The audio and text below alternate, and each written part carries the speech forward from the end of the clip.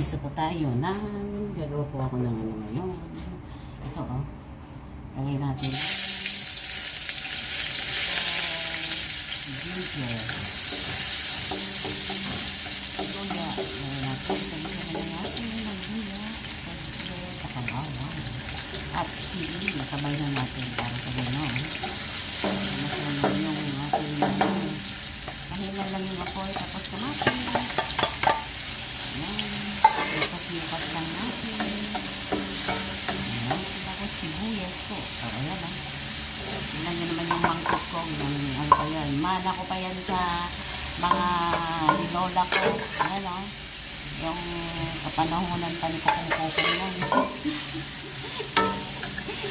Hindi ba ako pinanganak? So yan, mayroon na yan. Oh.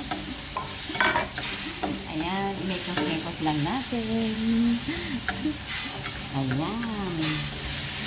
At palabasin natin yung aroma niya. Ayan po. Ayan po. Natin. Yung aroma niya. Masarap ng amoy. Nangangamoy. Nakakagutan ang amoy niya. Tignan mo naman. Hindi mo wala yung asin niya. Ayan. Mekos-mekos lang natin.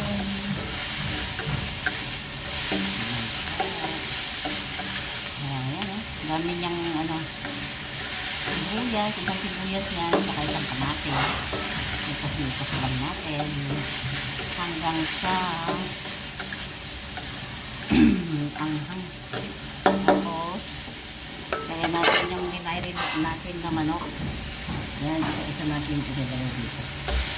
Parang hindi ka naman umay. Ayan po.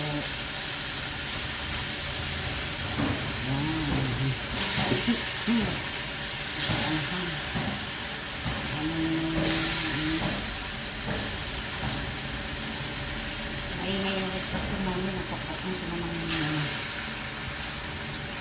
lagi lang yung magtubo. So, grabe ang langhang. Ano muna natin. I-fried natin saglit. Ayan. Tapos muna ako ng kamay. Okay. Ayan po. Tapos tayo na kumain. Ayan. Malinis.